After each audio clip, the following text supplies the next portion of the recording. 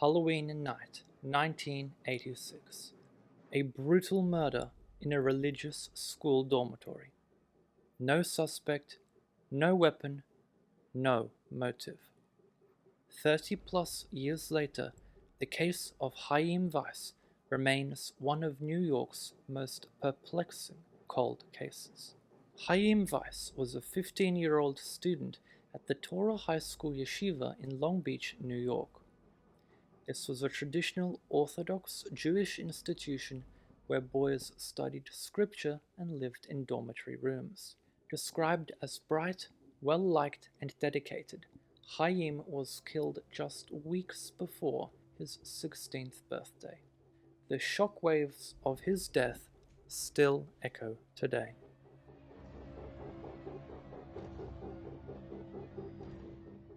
It was the morning of November 1, 1986, the day after Halloween. A dormitory leader went to wake Chaim for Saturday morning prayers. He was supposed to be in bed. He never woke up. Chaim's body had apparently been bludgeoned with what investigators believe was a hatchet-like weapon, crushing his skull and severing his spinal column. Whatever weapon did that was never found. Even stranger, investigators found no sign of forced entry, no sign of robbery, no sign even of a struggle, nothing to suggest Chaim even fought back. His body had been moved, not once, maybe twice, from the bed to the floor, and the room's window was left open, despite the cold November temperature.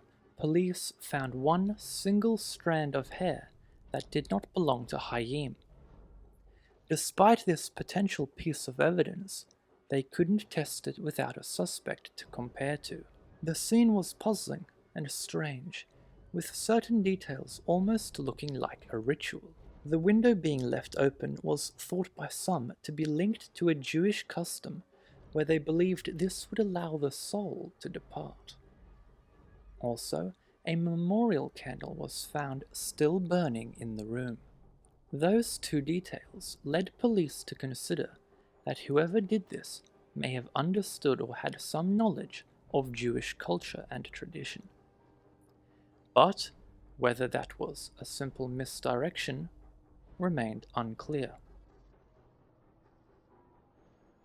Early in the investigation, police looked into a janitor who suspiciously left town soon after the murder. They also considered a mentally ill man in the area, but both of these theories were soon dismissed. Given the timing around Halloween, there was also speculation that the whole thing might have been a prank gone horribly wrong.